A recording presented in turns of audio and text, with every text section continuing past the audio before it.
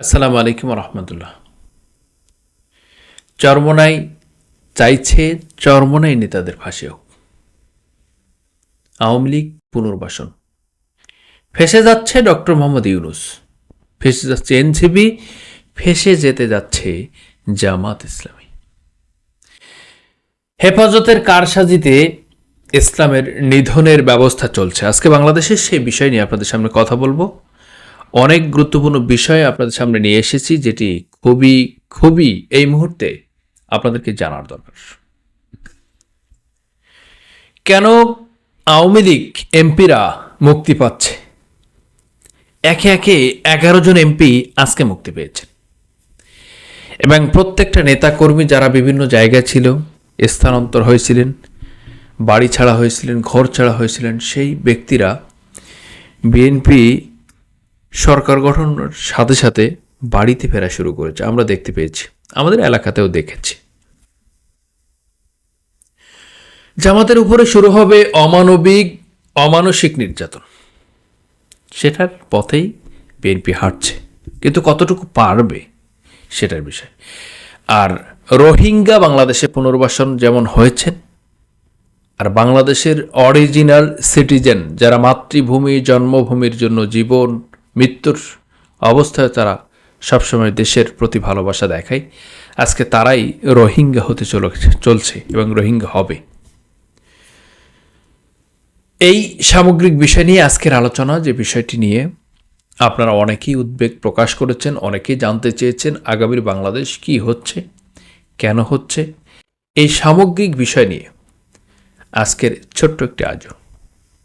দেশে প্রবাসে কাছে আর দূরে আপনারা যে যেখান থেকে দেখছেন আজকের ভিডিওটি, আজকের পর্যালোচনাটি, সকলকে দেখার জন্য বিশেষভাবে অনুরোধ করছি। এই ভিডিওটি এই জন্য দেখবেন, এদেশের মানুষের জন্য, এদেশের ইসলামের জন্য, মুসলিম উম্মার জন্য, সত্যের বাহকের জন্য, সত্যের পথের জন্য। দেখেন, একটি ঘটনা আপনাদেরকে বলি। আল্লাহ পাক নিজেই বলেছেন কোরআনে যে তোমাদের মধ্যে এমন একটি গোত্র থাকবে, এমন একটি দল থাকবে, এমন একটি সমাজ থাকবে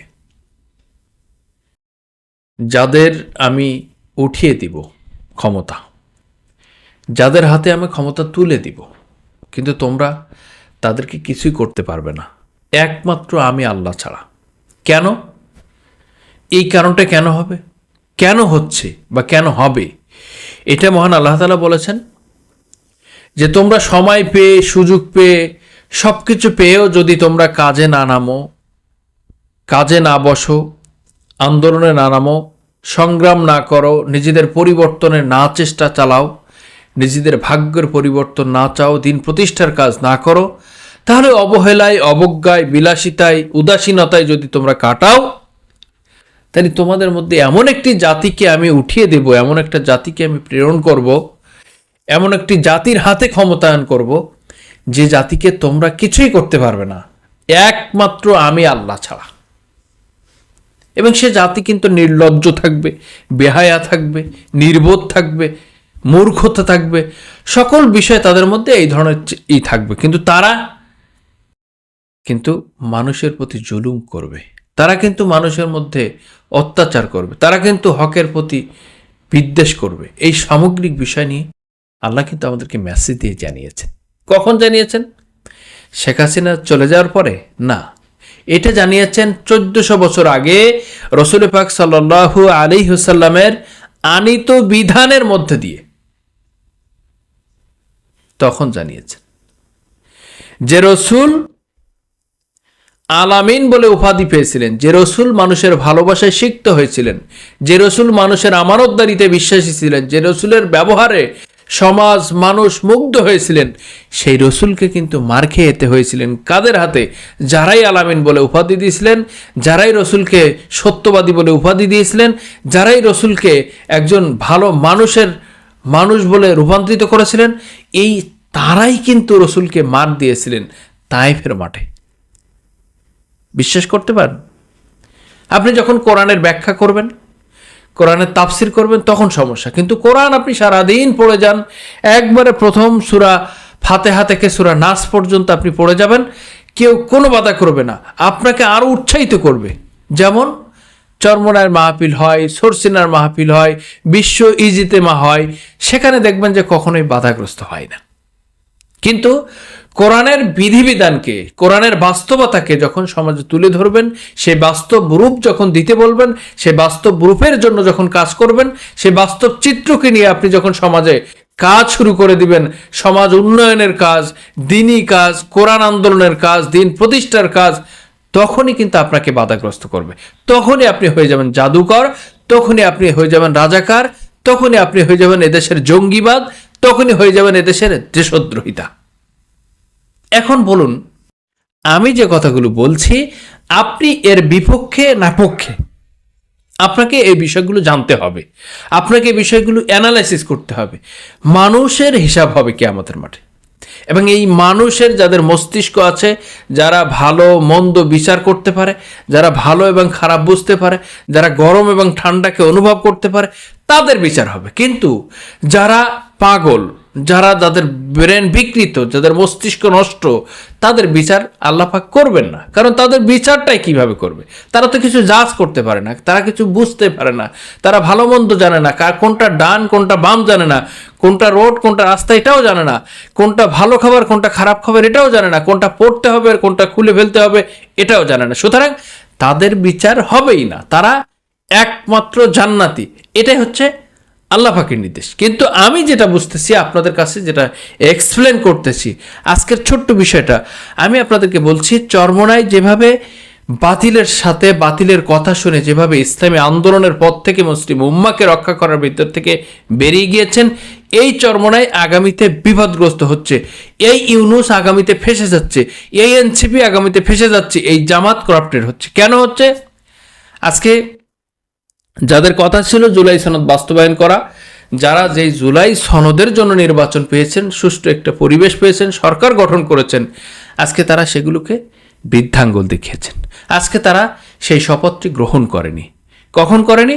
যখনই বিরোধী দল শপথ গ্রহণ করেছে তখন সেই সরকারি দল শপথ গ্রহণ করেনি। তারা শপথ না গ্রহণ করে নাকি বাস্তবায়ন করবে, এটা আদৌ সম্ভব না। আর এটা যদি সম্ভব হয় তাহলে এর মধ্যে অনেক কনফ্লিক্টেড। এখন আপনি দেখেন দলীয়করণ, নিযুতিকরণ, আত্মীয়করণ, এই মানে বন্ধনকরণ, সকল কিছুকে এমনভাবে সাজাচ্ছে বাংলাদেশ আওয়ামী লীগের সকল অফিস খোলার ব্যাপারে তারা উৎসাহিত, সকলেই মাঠে নামার উৎসাহিত। আগামী 26শে মার্চের আগেই তারা সংঘবদ্ধ হচ্ছে এবং সকল এমপিদেরকে জামিন দিয়ে তাদেরকে মুক্ত করা হচ্ছে।